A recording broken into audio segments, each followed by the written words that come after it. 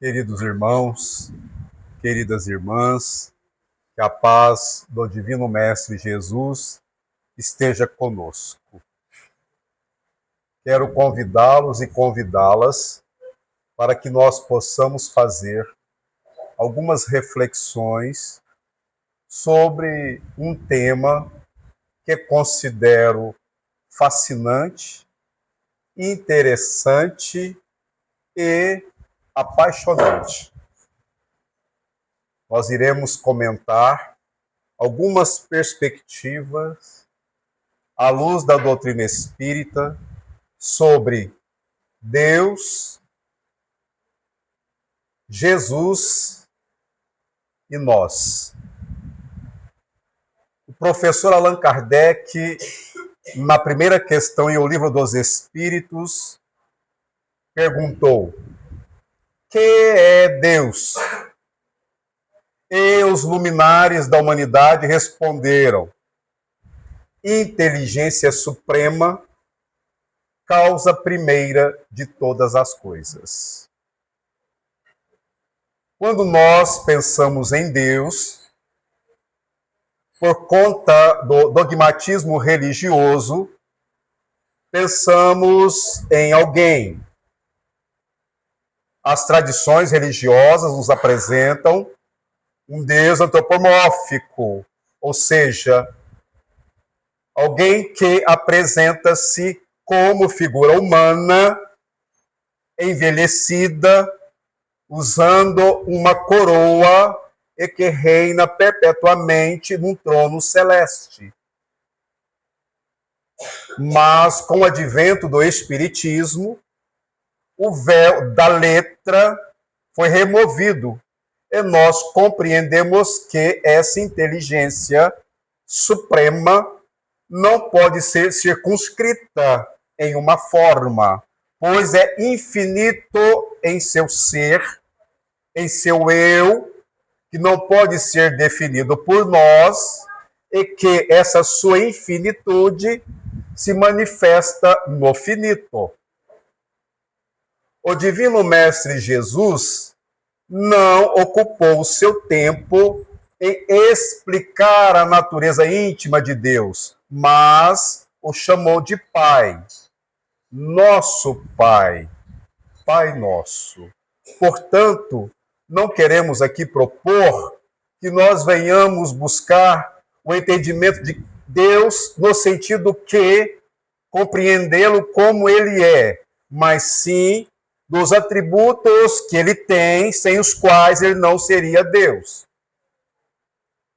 Quando nós refletimos a respeito da grandeza do universo, a cada dia a ciência vem desvendando aquilo que até então considerávamos mistérios.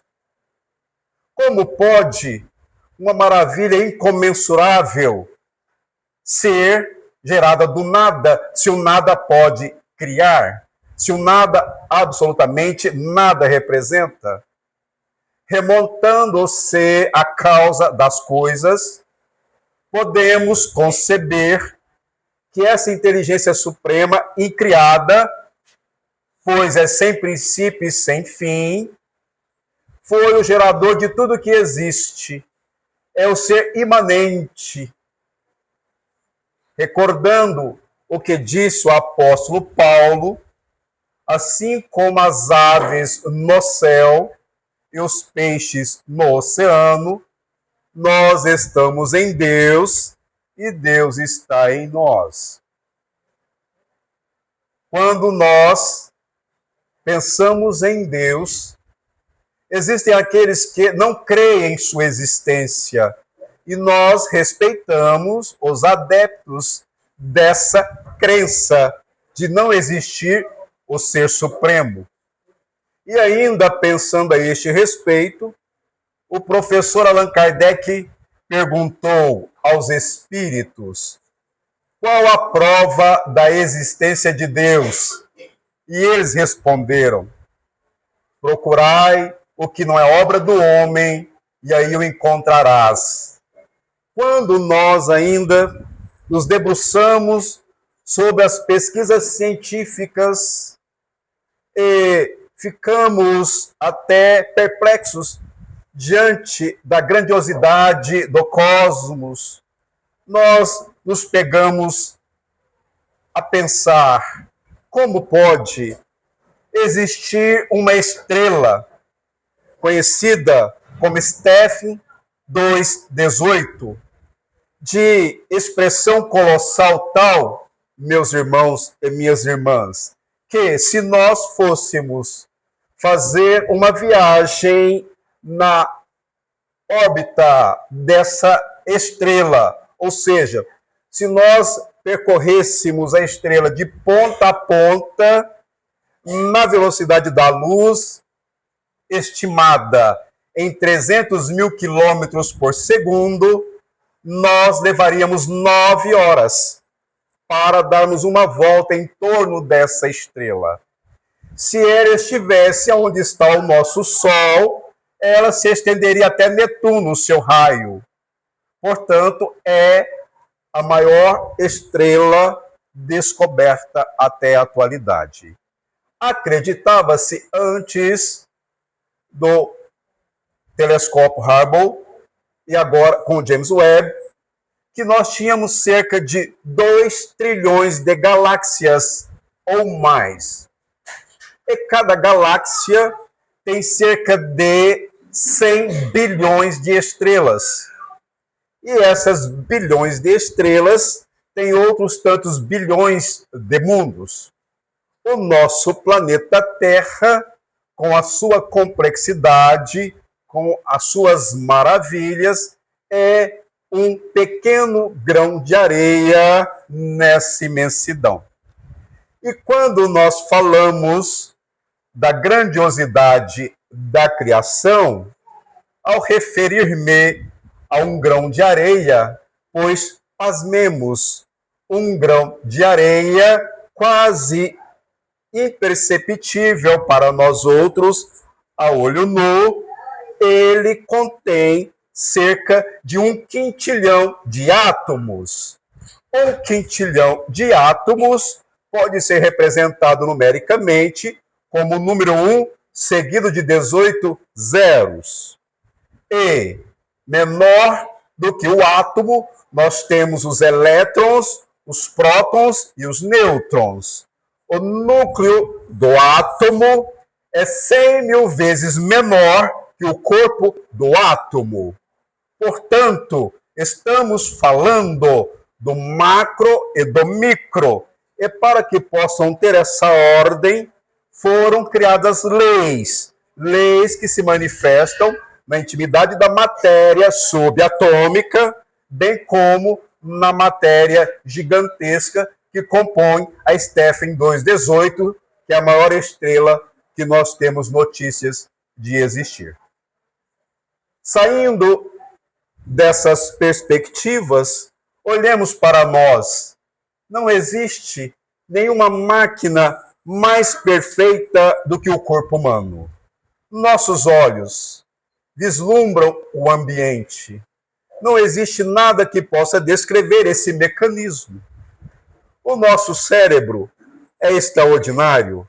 Podemos unir todos os computadores do mundo e eles ainda não farão o que o nosso cérebro é capaz. Na intimidade das células, temos as organelas, e cada organela tem a sua função. E essa função é específica, e ela é obediente às leis que a regem. Como pode o nada, o não existir, gerar algo tão inteligente, tão fantástico, para que a vida possa se manter? Leon Denis, o pensador do Espiritismo, diz: Deus sendo essência, substância e vida, é a alma do universo, é a essência de tudo. E aí quem diz é Emmanuel. O Sol é o astro-rei. Nós sabemos que se o Sol se apagar, a nossa Terra vai se congelar e tudo que nela existe e o nosso planeta será um sepulcro congelado, gravitando ao acaso, seguindo as leis gravitacionais e tudo que nele existe petrificado pelo frio. Sem o sol não há vida, sem Deus nós não existimos. Sem Deus não existe a expressão da vida. E nós somos partículas deste ser extraordinário.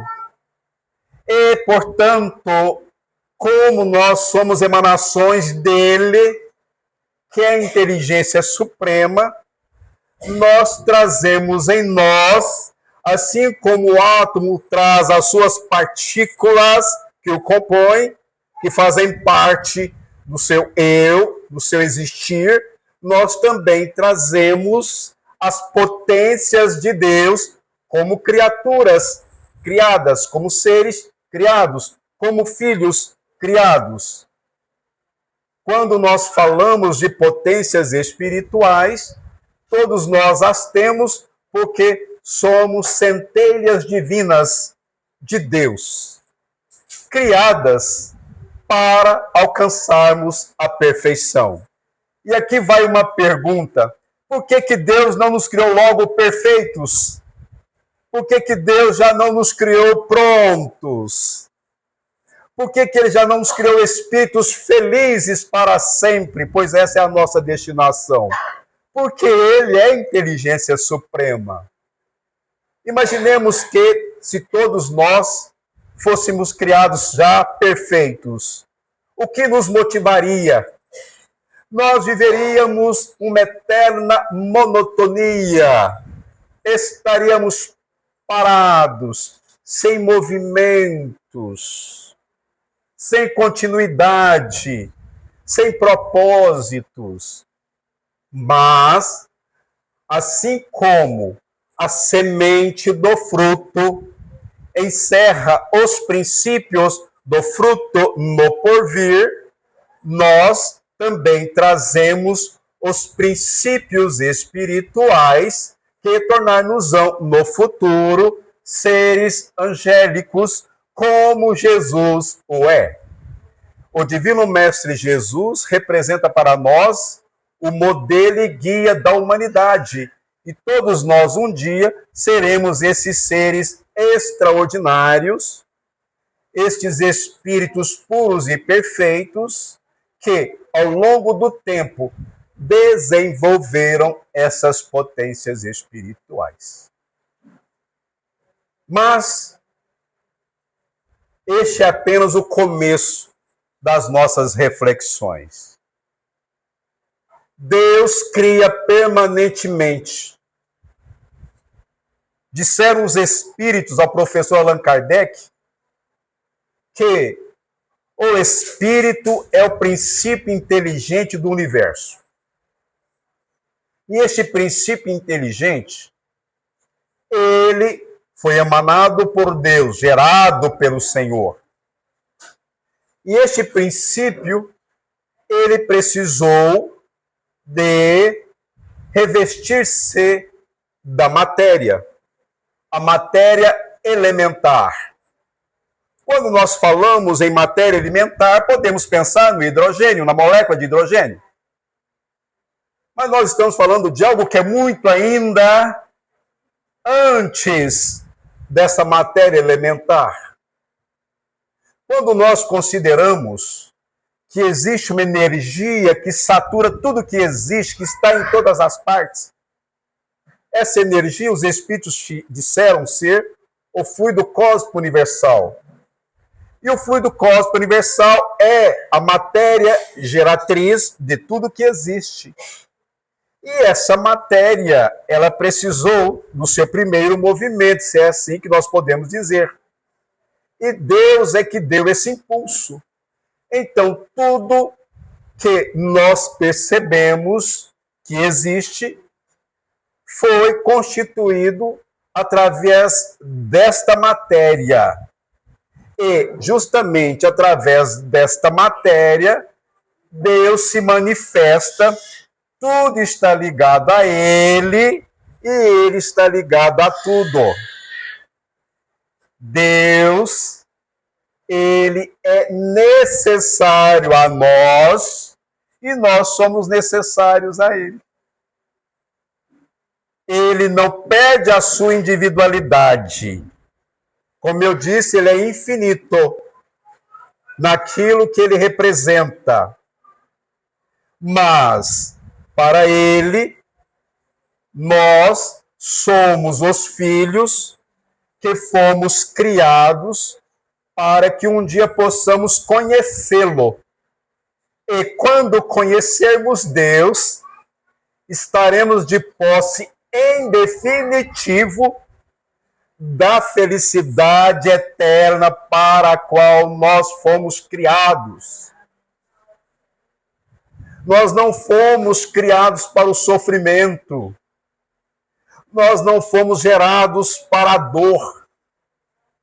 Nós não fomos gerados para vivermos um mundo de limitações, porque nós somos seres que ainda trazemos em nós essas limitações, essas inquietudes.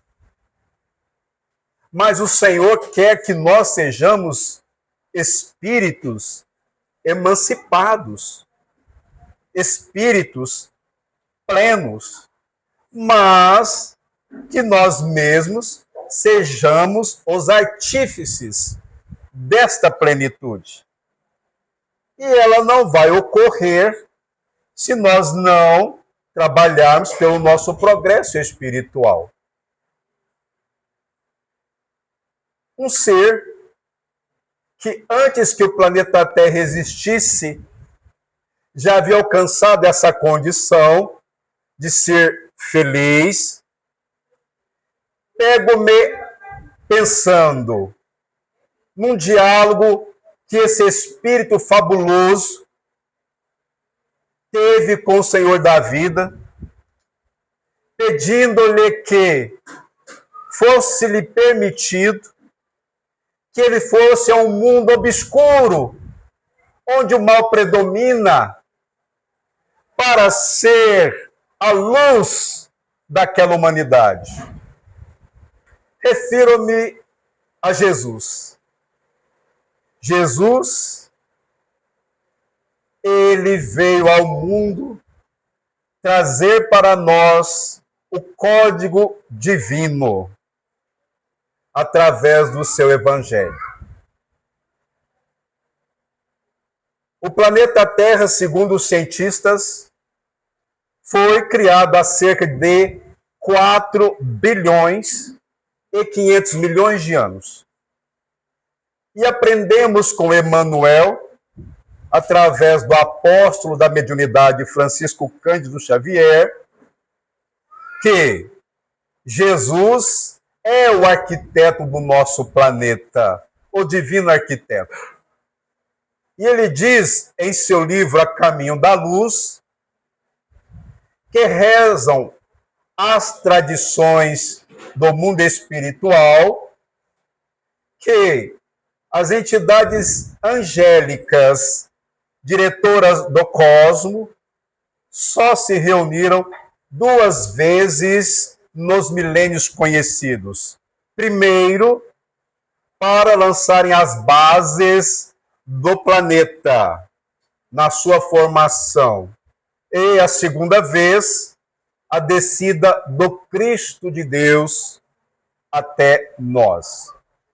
Vejamos, meus irmãos e minhas irmãs, que Jesus representa para nós a sabedoria e o amor de Deus. E cada um de nós, sendo criado num determinado momento, estamos em graus evolutivos diferentes.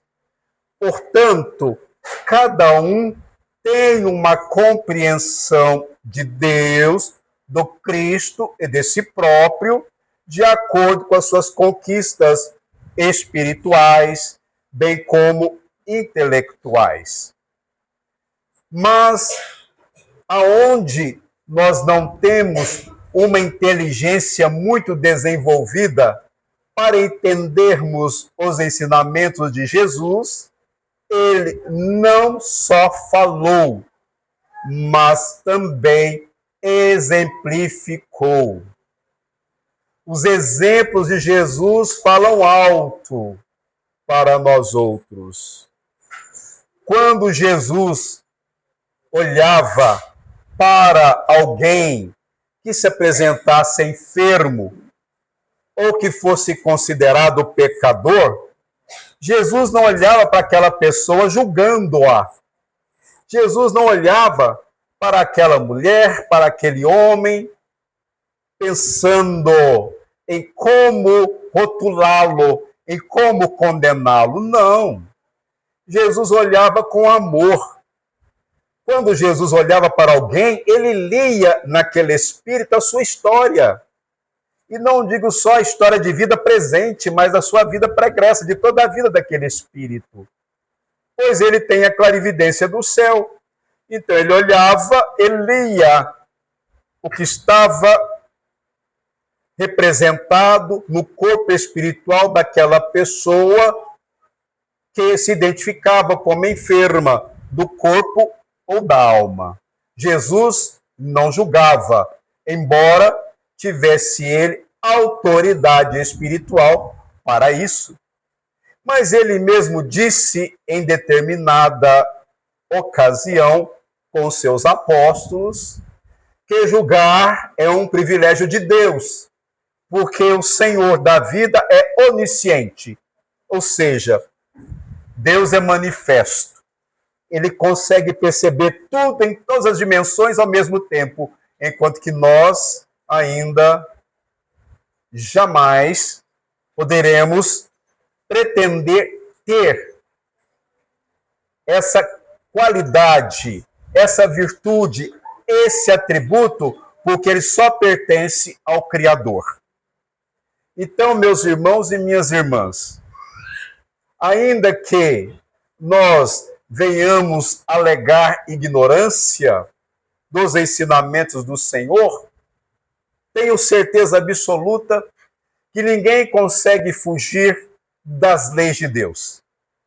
Aquelas leis que estão imperando nos astros do universo, bem como na intimidade da matéria, no mundo subatômico, essas mesmas leis estão inscritas em nós através da nossa consciência. Questão 621 em O Livro dos Espíritos. Onde está escrita a lei de Deus? E os luminares da humanidade responderam: na consciência. Então, meus irmãos e minhas irmãs, nos momentos em que nós nos sentimos perturbados, atormentados, vivendo aflições, pensemos, sendo Deus a inteligência suprema, ele é manifesto, como eu disse. Então, como ele está lá, nas fronteiras do universo observável, ele também está na intimidade de minha alma. Ele está aqui, ele está em nós. Então nós podemos sim dizer-lhe: Pai, eu sou seu filho, gerado pelo seu amor infinito. Ajude-me, Senhor, a suportar o peso da minha cruz.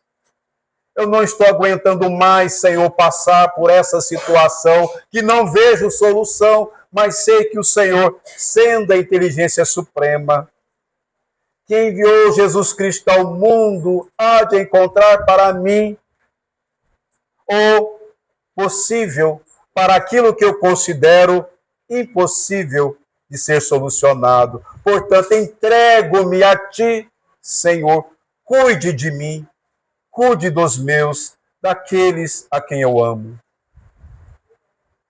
O Senhor irá responder? Sim.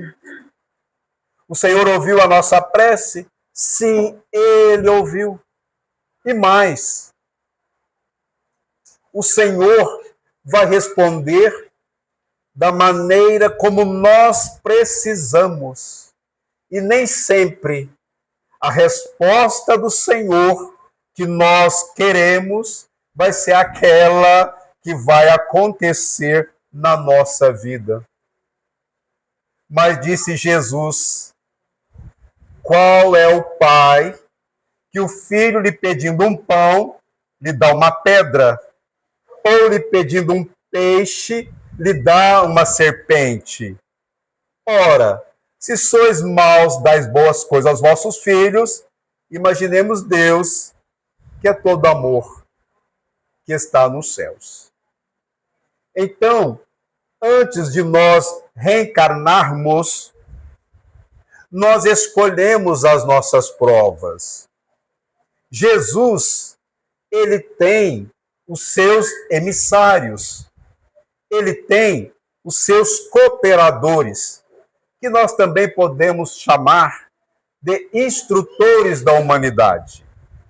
E esses espíritos angélicos têm aos seus serviços espíritos bons, espíritos sábios, espíritos evoluídos, que nos auxiliam em nosso processo evolutivo. Então, lá, antes de encarnarmos, esses espíritos elevados mostraram para nós algumas encarnações do passado, onde nós passamos por experiências muitas vezes difíceis. Aí aqui alguém pode estar se perguntando: será que quando eu chegar ao mundo espiritual, eu saberei tudo que eu fui no passado? Meu irmão, minha irmã, não saberá. Nós não temos condições psicológicas para, às vezes, sabermos os horrores que nós já fomos, que nós praticamos, as tragédias humanas que nós representamos no pretérito. Mas, considerando a nossa capacidade mental, esses espíritos vão mostrar-nos aquilo em que nós erramos e que nos compete o reajustamento, a reparação. Então, nós vamos estudar as vidas pretéritas, até onde nós suportamos. Esses espíritos vão nos auxiliar no planejamento das encarnações futuras, e esse planejamento, ele vai contemplar aquilo que nós precisamos para resgatarmos dívidas, e que nós denominamos de expiações, ou de provações, que são os desafios a que todos nós estamos sujeitos para progredirmos espiritualmente. E vai aqui mais um ponto muito importante que nós devemos anotar, que nós devemos entender. Nem todos nós que sofremos estamos pagando dívidas. Porque existem aqueles que dizem assim: ah, mas todo mundo nasceu no mundo para pagar contas. Não é verdade. O espiritismo é racional, é fé raciocinada. Não é tudo no mesmo balaio de jeito nenhum. Muitos de nós escolhemos provas difíceis, enfermidades, lutas materiais, problemas financeiros. Sabem para quê, meus irmãos e minhas irmãs? Para evoluirmos naquilo que nós percebemos que ainda é em nós que deve ser melhorado. E não para pagarmos contas do passado. Não é extraordinário saber isso? Ah, eu devo ter feito algo muito ruim para sofrer. Não, meu irmão. Não, minha irmã. Entenda-se. Você que quando estava no plano espiritual, agora não se recorda, mas de forma intuitiva tem a percepção que você precisa passar por essa experiência para poder crescer, para poder se aprimorar, para poder se acrisolar, se purificar, tornar-se um espírito melhor. E existem aqueles que dizem assim: mas não é possível. Tem gente que sofre desde que nasceu até quando desencarnou. vidas miseráveis, vidas de puro sofrimento. Por que que existem pessoas que vivem assim? Alguém pode dizer, deve ter sido uma peste no passado. Não é verdade. Por isso que nós não podemos julgar. Este espírito escolheu passar por esses sofrimentos justamente porque percebeu aquilo que ele precisava para poder adiantar na escala da evolução. Agora, se esse que escolheu uma vida miserável, atormentada em todos os sentidos, materiais, morais, sociais, se ele se apresenta revoltado naquela encarnação, vivendo nessas condições, aí você pode falar, esse realmente está pagando débitos do passado. Porque diante do sofrimento e a revolta é expiação. Diante do sofrimento, a pessoa não admite e torna-se alguém rebelde, ele está realmente pagando dívidas, resgatando débitos. E mais, está agravando-os, porque não é resignado, não procurou melhorar-se. E vai ter que, na próxima encarnação, recapitular. Olha só, passar pelas mesmas lições. Ou, por acaso, alguém vai passar de ano na escola, se for reprovado nos exames finais. Não. Tem a recuperação? Tem, mas nem na recuperação passou. Vai ter que recomeçar. Sim, vai ter que aprender. Por isso a recapitulação, ela é comum a todos nós, espíritos que ainda somos perfectíveis. Por que perfectíveis? Porque aquelas potências espirituais que eu disse no introito da nossa conversa, na introdução da nossa palavra, esses princípios vão se desenvolvendo através das muitas encarnações, através da pluralidade das existências.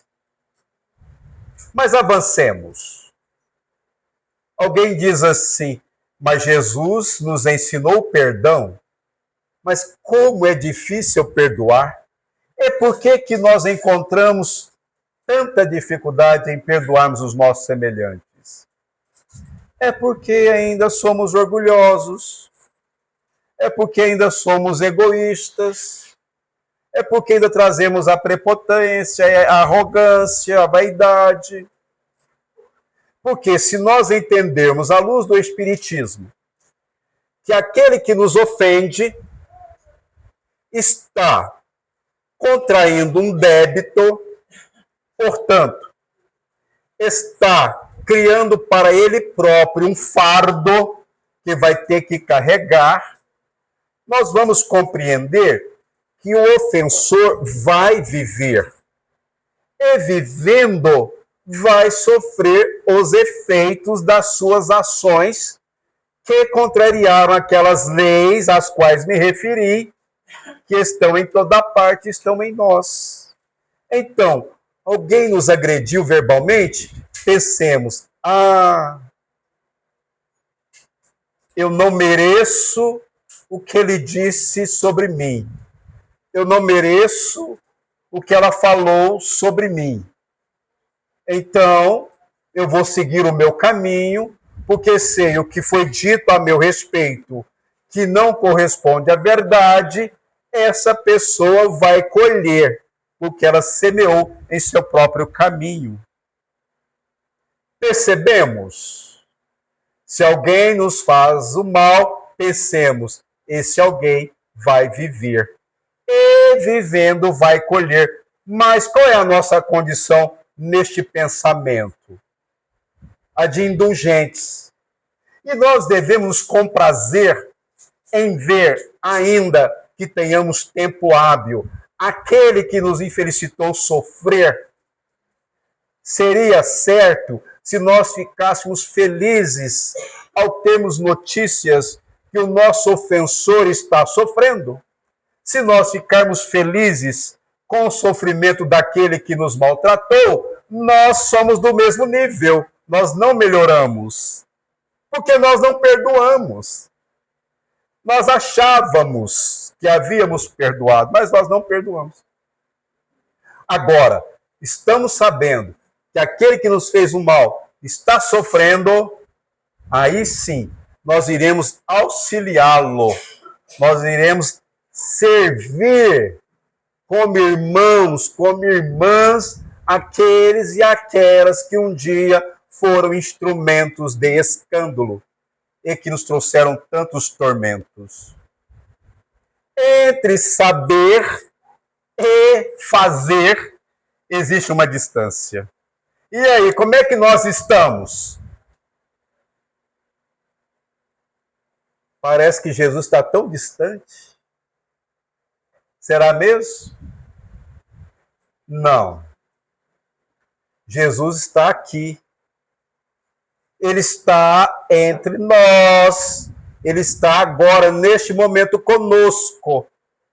Porque ele disse, aquele que fizer a um desses pequeninos, é a mim que o fazeis. Então, quando nós damos um pão para um faminto, uma roupa para o nu, ouvimos o ignorante, servimos aquele que erra, sem rotular, sem julgar, sem condenar, nós estamos exercendo o amor, nós estamos servindo o Cristo próximo de nós, porque ele também é manifesto, ele está em nós e nós estamos nele, porque ele é a representação de Deus. Ele é o caminho, a verdade e a vida, e ninguém vai ao Pai senão por ele. Não é maravilhoso, meus irmãos e minhas irmãs? Refletimos a respeito do quanto somos seres extraordinários. Porque estamos na casa espírita buscando tratamentos para as nossas mazelas. Por que nós adoecemos? Por que nós procuramos os médicos da terra? Porque precisamos passar pelas enfermidades crônicas, por doenças torturantes, pelas doenças incuráveis. Por quê? Porque somos espíritos que precisamos desenvolver. As enfermidades, neste caso, quando somos visitados por elas, têm funções pedagógicas. O que quer dizer isso?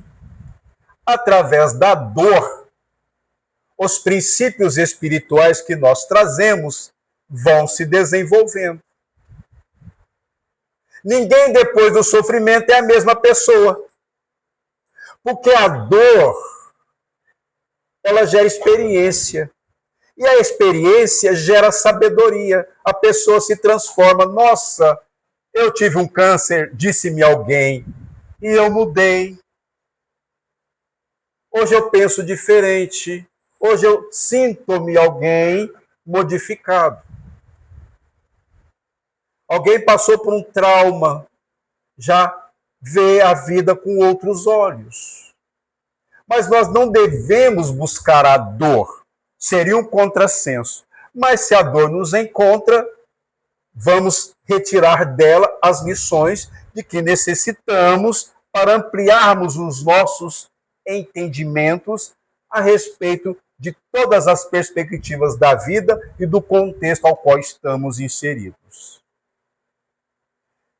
Não existe nenhum espírito entregue à própria sorte, porque o Divino Mestre Jesus, ele conta com cooperadores em todas as partes, em todos os lugares, como neste templo de Clara de Assis, onde temos benfeitores espirituais que estão nos atendendo em nossas necessidades, que contam com médiuns de boa vontade, que se prontificam com amor e humildade para servirem-nos e para ser instrumentos da misericórdia do Senhor, a fim de que, diante das nossas dores, nós tenhamos alívio. Nós tenhamos aí recursos balsamizantes, lenificadores, para que prossigamos em nossa caminhada. Alguém pode dizer, mas eu estou tentando ficar curado e não consigo. Os médicos não sabem mais o que fazer, vou na casa espírita e não melhoro. É muito difícil. É torturante. O que dizer para alguém que fala assim para nós? Pensemos. Antes da reencarnação, nós não escolhemos as nossas provas? Pois, às vezes, nós escolhemos as enfermidades que nós teremos na próxima encarnação. Então, antes da encarnação, os mentores, que também são chamados de espíritos construtores, têm os mapas biológicos. E esses mapas biológicos dos nossos corpos físicos têm informações. E essas informações, através do código, daquilo que nós chamamos de genes, os códigos onde tem o DNA, os códigos genéticos, as informações que compõem o nosso organismo biológico, eles vão programar lá, sabe, naquelas letrinhas representadas cientificamente dos genes?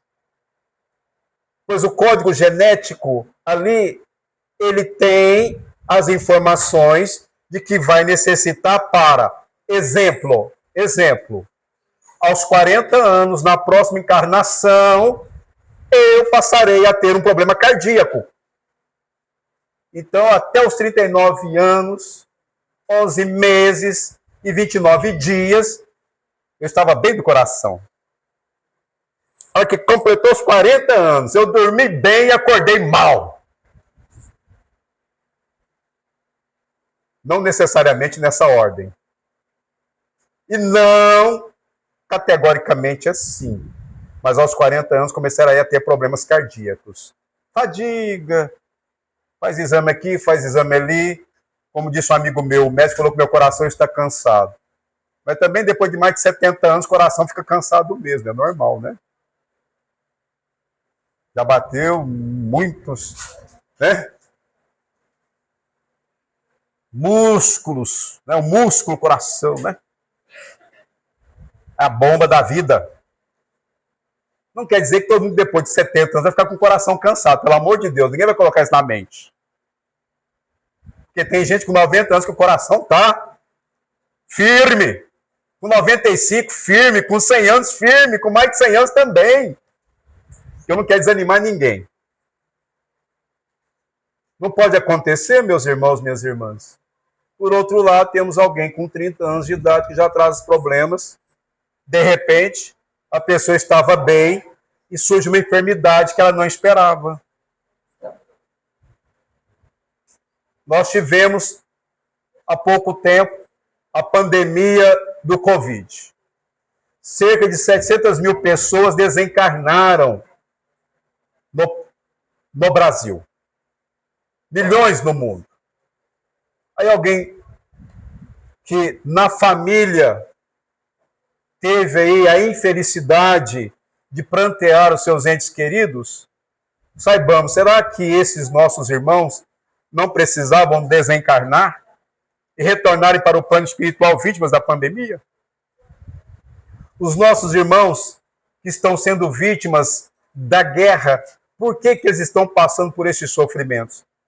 A doutrina espírita vem explicitar todas essas situações que fazem parte da nossa realidade.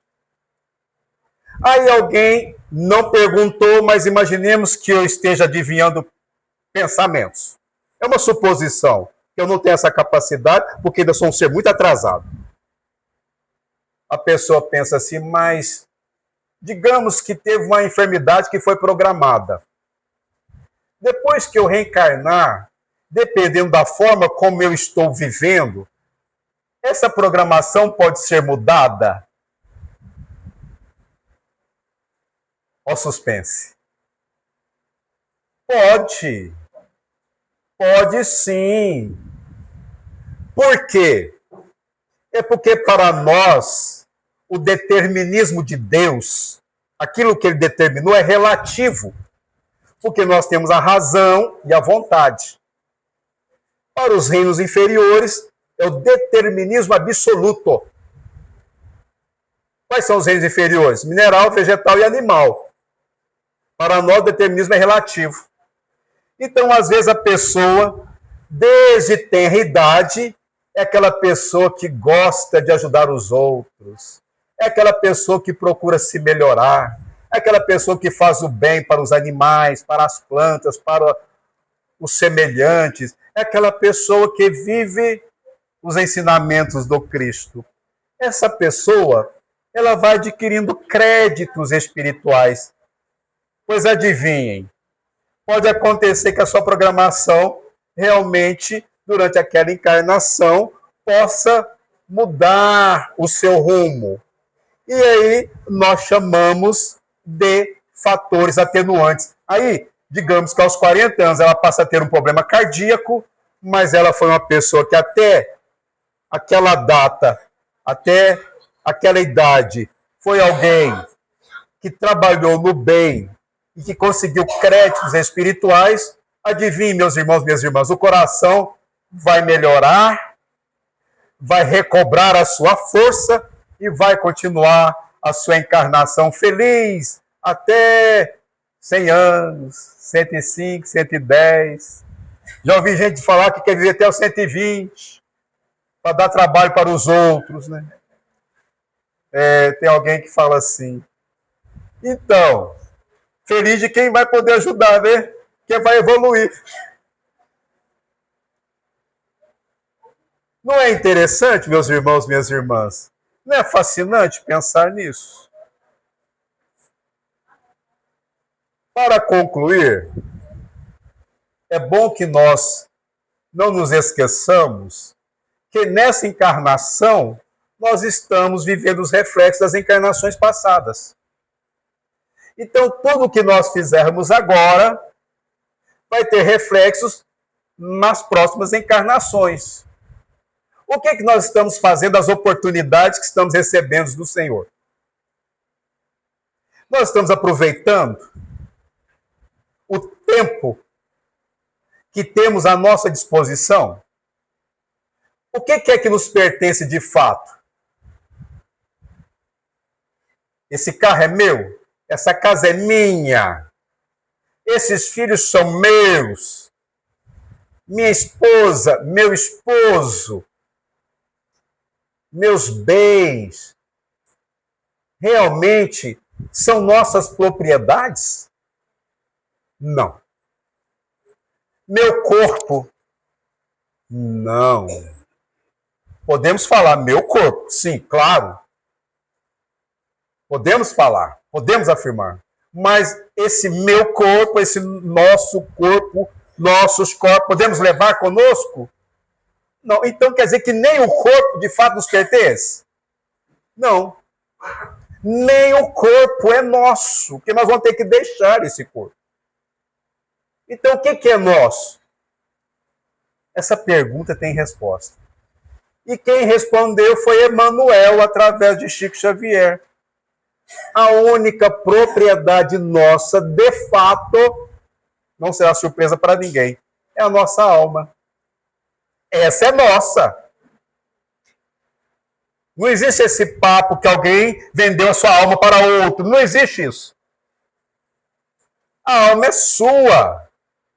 Ela é inalienável.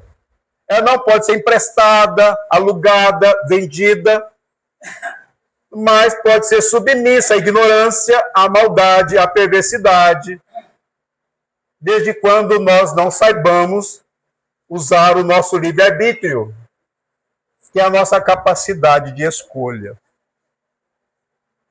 Meus irmãos e minhas irmãs, agora concluindo de verdade, pensemos.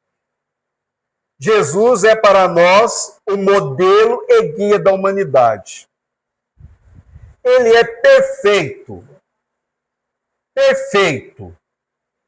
Ele é a maior expressão do amor de Deus. E essa maravilha deste ser extraordinário, que nos ama infinitamente, ele quer, ele deseja ardentemente que nós também sejamos felizes em seu reino de amor e luz. Então, vamos fazer tudo que estiver ao nosso alcance para vivenciarmos os seus ensinamentos, que não são apenas para essa existência, mas sim para o nosso existir de espíritos imortais vivendo na eternidade. Fui claro, meus irmãos e minhas irmãs, que a paz do Divino Mestre Jesus esteja conosco e que Deus nos abençoe agora e sempre. Gratidão.